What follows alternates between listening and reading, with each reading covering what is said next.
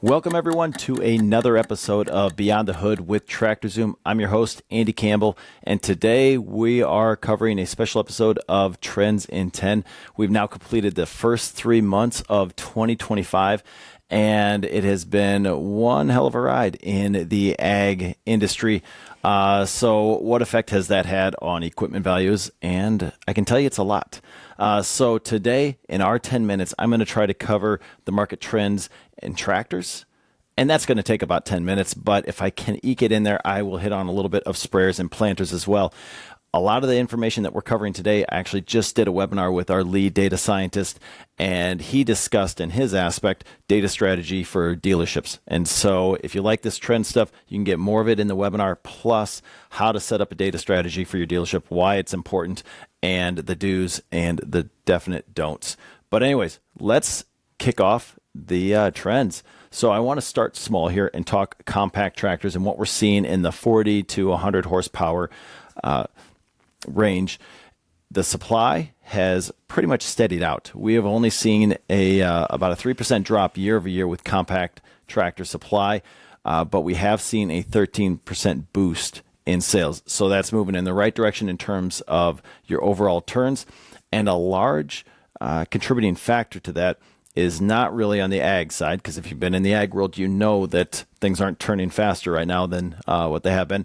It's because of housing construction.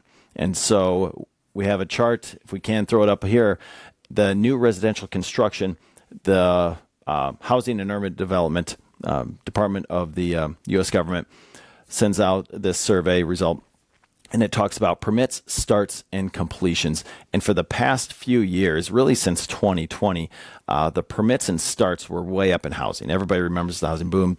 Interest rates were still cheap. Money was available. Everybody wanted to start a home and get out of the city. That was prevalent. They just couldn't complete everything on time. Well, that is flipped now, where some of those homes that had been started now are reaching completion. The permits and starts are down, but completion is up. And when people have a completed house, especially if they're out in an acreage, they want a subcompact tractor to go with it, or a compact tractor. And so you're seeing a boost in there in certain areas closer to your urban centers. Now, moving on to utility tractors, there's a little bit of that bleed over from the urban sprawl, if you will. But then there's also a healthy flavor of the ag economy that are affecting these utility tractors. We're seeing the supply still rise a little bit, just slower, 20% year over year. And then the sales we've seen outpace that just slightly at 24% year over year sales at those dealerships. That obviously is leading to a little bit better turn rate, not the increase that we saw quite with the compacts. But a big reason why this is just such a healthy category right now is the diversity that these utility tractors have in terms of their customer base. You've got cattle that have been boosting it on the ag side for quite some time, both in the feeder cattle and on the dairy side. You've got government institutions, hospitals, schools, cities, states, municipalities that are buying these on a regular basis. That helps balance out the revenue stream, as well as a little bit of the ag side and the residential, larger residential as well. So many different revenue streams. We've got a heat map on Tractor Zoom Pro that'll show you where these things are being sold, and it's heavily everywhere. So diversity is good if you want a little business takeaway here. Let's move on to the other extreme of the tractors, though. I want to save row crops for the end, and right now let's talk about high horsepower tractors. So 425 horsepower and up. And man, now we are going to talk about large ag, and we are going to talk about how crappy the corn market has been. We've got a special graph here that really highlights the month of February and what a nosedive corn took, for understandable reasons if you're following it. But that has led to lower farmer sentiment and hesitation on the buying front. And we saw that within February demand side. Overall, in terms of these high horsepower tractors, 44% increase year over year in supply. You know, that obviously sounds like a lot, but if you shifted this back just a few months, we're almost a 70% year over year increase. So we have plateaued. We haven't come down necessarily, but at least the bleeding has stopped a little bit in terms of pouring more, salt on the wound. For a price aspect in this trending, these high horsepower tractors, if you look at auction prices over the past year, they've dropped about 11%. while that does sound bad, we're down to almost a 17% drop if we were looking just in the fourth quarter. We saw a rebound from October into November, into December. At the end of last year, when those yields came in higher than expected, net farmer profitability, that increased sales rate, helped soak up some of the supply that was out there. Now, we also saw an okay demand in January.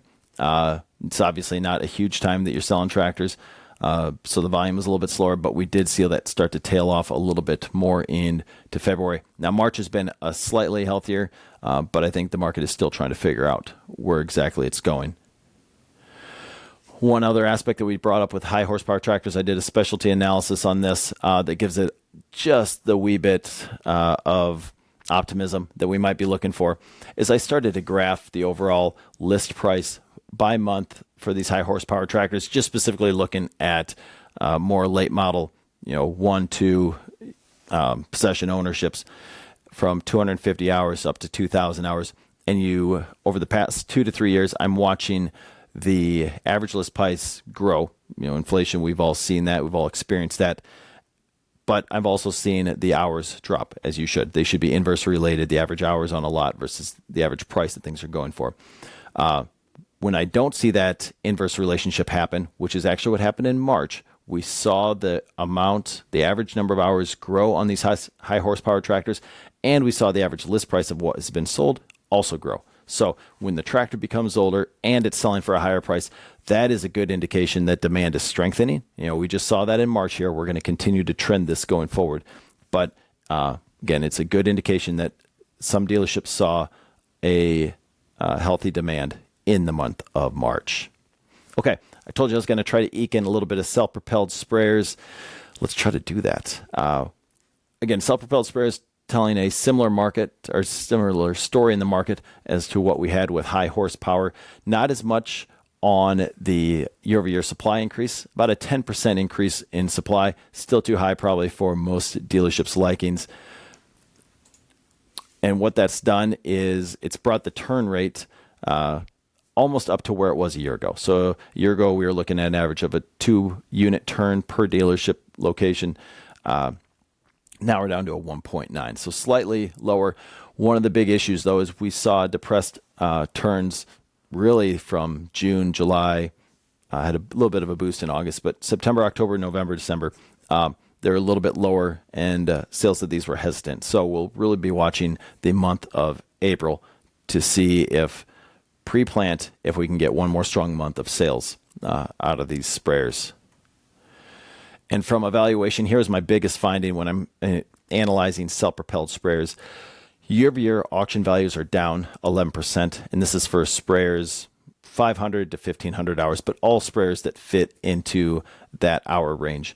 When I broke this down a little bit further, and I said, okay, just tell me about those sprayers that are 100-foot to 120-foot boom. So on the larger echelon of that range, now my auction price only dropped 3%. And so what I'm seeing in the data is a stronger preference for later model, wider boom, better coverage, higher capacity sprayers. It's not that they haven't dropped from the values that we saw last year. It's just that they've dropped significantly less. And so, again, the hypothesis here is that farmers are still looking for that efficiency. If you're a corn farmer, then you're looking to see, okay, what can I use to save myself time, help myself with the labor side, and get that fungicide application, which has a pretty strong ROI case. Okay, now row crop tractors. With row crop tractors, 300 to 425 horsepower category right now, I saw a 33% year-over-year increase in the supply that's out there.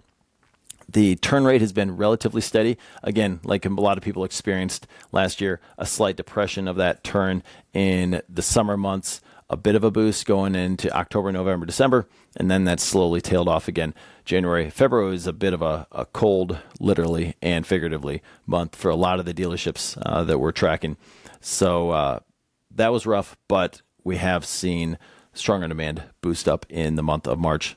Again, bringing us pretty much to where we were this time last year, at least for the month. Overall auction prices, similar story to the high horsepower tractor where we kind of bottomed out in the market in the summer of 2024. We've been rebounding since then, but still down about 6% year over year with those auction values. And again, I always like to dive into the data a little bit deeper to find some kind of nuance. And here's an important point for the dealerships that are out there trying to figure out, do we hunker down and just, tighten their belts? We're going to try to get through this downturn in the ag economy, or is there a bright spot, something that we can take advantage of and actually start to thrive in this market? And so I pulled up a graph of the net farm income that the USDA puts out every year. And they have the net farm income in terms of farm-related net farm income. And then they also have the government payments that are on top of that. Some years it's minimal. Some years it's a lot. In 2020, we had almost $46 billion in net farm income from the government. Well, this year, if you have seen the projected eventual 2025 net farm income, we're projected to be $180 billion in net farm income, which is the second highest ever. Hard to believe if you're actually on the farm living this day in and day out of how that could possibly be the case. The reason is because the top of that net farm income is a big fat stack of $42 billion of potential government payments. Now, $10 billion of that has already been delivered in the EPAC package. Farmers are signing up at the FSA offices right now. They're starting to receive that money. That's there. President Trump just announced, was it yesterday, about another potential one. No hard figures, no hard commitment in that, but he is saying, okay, in terms of if we have a tariff war, will we compensate for that? So the potential is certainly there. And when I took this graph and I overlaid it with the row crop tractor values, which is a very good at auction, which is a very good indication of the demand for row crop tractors that are out there. It's a good leading early indicator. I see it trend exactly together all the time, except for so far in 2025. I do see those row crop tractor values down, where I'm seeing projected net farm income up. And so the question is, will this be the one unique year where those two just diverge and they don't match up? Or will it be like every single other year since 2010 where they trend together?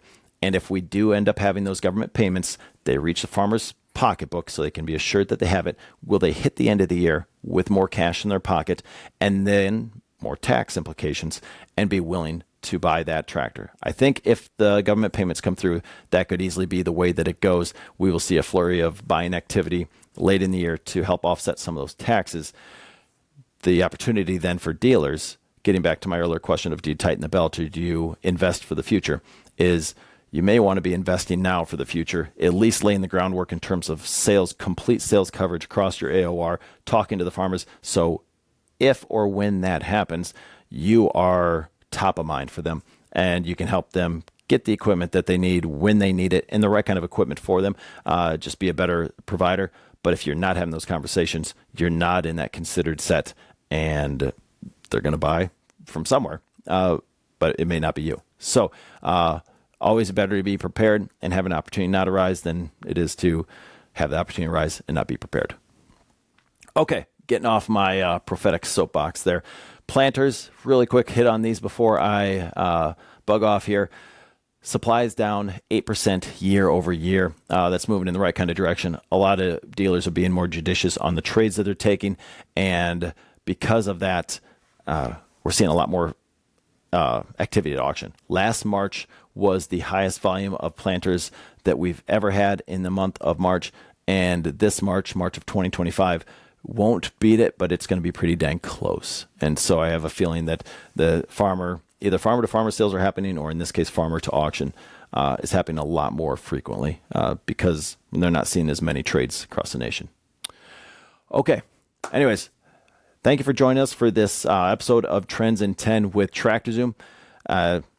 If you have any questions, feel free to reach out to us. As always, you can email me directly, acampbell@tractorzoom.com, or you can go to tractorzoompro.com and learn about all the different things that we're doing to help dealers service their customers better, have better sales coverage, more sales, and understand their equipment values better. Again, thank you. Have a good day.